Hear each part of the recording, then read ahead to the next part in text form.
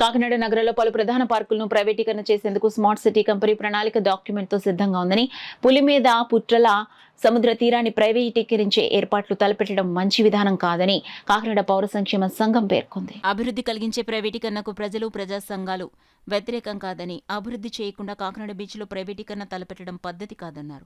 కేంద్ర రాష్ట్ర ప్రభుత్వాలు 1000 కోట్లు వెచ్చించి అభివృద్ధి పనులు చేపట్టడం ద్వారా బీచ్ ప్రైవేటీకరణ చేస్తే ఎవరికీ అభ్యంతరం ఉండదన్నారు. సామాన్యులకు, మధ్యతరగతికి పార్కులు, సముద్ర తీరం మినహా మరో ఆహ్లాదకర ప్రదేశం లేదన్నారు. బీచ్లోకి ప్రవేశ ధరలు ప్రవేశపెడితే సినిమా థియేటర్, ఆధునిక మాల్స్ తరహాలో పాప్కార్న్, త్రాగునీరు నుండి ప్రతి వస్తువు 300 రెట్టింపు ధరలో అమ్మకాలు ప్రవేశమవుతాయన్నారు. కేంద్ర రాష్ట్ర ప్రభుత్వాలు ముందుగా నిర్దేశించిన సముద్ర తీరాలను అభివృద్ధి చేసి బీచ్ పార్క్ ప్రవేశ ధరలు లేకుండా నిర్వహణ చేయాలని పౌర సంఘం కన్వీనర్, సామాజికవేత్త దూసర్లపూడి రమణరాజు డిమాండ్ చేశారు. ఇప్పటికే కాకినాడ సముద్ర తీరంలో కుంభాభిషేకం రేవు నుండి వాకలపూడి వరకు బీచ్ ప్రయోజనాలు లేకుండా తయారైందని, ఎన్టీఆర్ బీచ్ కూడా సామాన్యులకు అందని ద్రాక్షగా మారుతుందన్నారు. పర్యాటక క్షేత్రంగా వాకలపూడి సూర్యారావుపేట బీచ్లో బోట్ భవనం ఏర్పాటు చేసి 12 కిలోమీటర్ల దూరంలో కాకినాడ తీరానికి దగ్గరగా ఉన్న హోప్ ఐలాండ్కి బోటు ద్వారా షికారు ప్రయాణం చేసే ప్రపంచ పర్యాటక ప్రదేశం చేసేందుకు పర్యాటక నిధులను తీసుకురావాలన్నారు.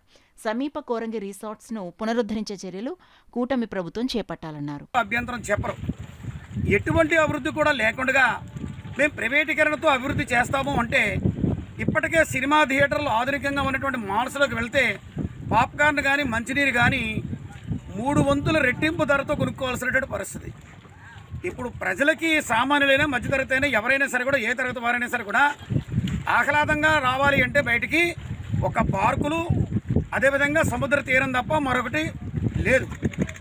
మరి ఒక బండి ఉంటే అటు ఇటు రాను పోను ఒక 1/2 లీటర్ పెట్రోల్ తోటి, అదేవిధంగా ఒక 100 రూపాయల జేబులో ఉంటే మరి ఏదైనా అక్కడ చిన్న చిన్న వస్తువులు కొనుక్కుని మరి ఆహ్లాదంగా పొంది ఇంటికి వెళ్ళేటువంటి అవకాశం ఉంటుంది. ఇప్పుడు ఈ ప్రైవేటీకరణ చేస్తే వేలల్లో జేబులో డబ్బులు పెట్టుకుని మరి రావాల్సినటువంటి దుస్థితి ఏర్పడుతుంది. ఇది మంచి పద్ధతి, మంచి విధానం కాదు. కాబట్టి కేంద్ర రాష్ట్ర కూటమి ప్రభుత్వాలు ఈ ప్రైవేటీకరణ విధానాలని పక్కన పెట్టాలి, ముందు అభివృద్ధి చేయడానికి నిధులు తీసుకురావాలని పౌర సంక్షేమ సంఘం డిమాండ్ చేస్తూ ఉంది. అదేవిధంగా వాకలపూడి, కాకినాడ తీరానికి 12 కిలోమీటర్ల దూరంలో అతి దగ్గరగా ఉన్నటువంటి హోప్ ఐలాండ్కి ఆ యొక్క బోటు భవనాన్ని నిర్మాణం చేసి బోట్ల ద్వారాగా ఆ యొక్క హోప్ ఐలాండ్ తీరాన్ని చూసి తిలకించేటువంటి పర్యాటక క్షేత్రంగా తీర్చిదిద్దితే అద్భుతంగా ప్రపంచ పర్యాటకులందరూ కూడా ఇక్కడికి వచ్చేటువంటి పరిస్థితితో మరి ఆర్థికంగా అభివృద్ధి చెందేటువంటి అవకాశం ఉంటుంది. అటువంటి ప్రణాళికలు చేపట్టాలని పౌర సంక్షేమ సంఘం కోరుతూ ఉంది. అదేవిధంగా కాకినాడ తీరంలో మరి దగ్గరగా ఉన్నటువంటి కోరంగి రిసార్ట్స్ని పునరుద్ధరణ చేసినట్లయితే ఆదాయ వనరులు మరి ఏర్పడేటువంటి అవకాశం ఉంటుంది.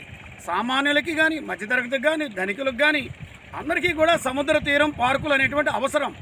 అయితే ప్రజల కష్టాలు పాలు చేసేటువంటి వాతావరణం ఉండకూడదు. మీరు ఎటువంటి ప్రైవేటీకరణ చేసినా, ఏ విధమైన ఏర్పాట్లు చేసినా సముద్ర తీరంలో కానీ, పార్కుల్లో కానీ ఏ వర్గ ప్రజలైనా సరే కూడా ఎటువంటి ధరలు లేకుండా ప్రవేశం ఉండేటువంటి మార్గం ఉండాలి. అది లేనట్టయితే కనుక పౌర సంక్షేమ సంఘమే కాదు, ఏ ప్రజా సంఘం అయినా సరే కూడా ప్రభుత్వ తీరుని పూర్తిగా వ్యతిరేకించడం జరుగుతుంది.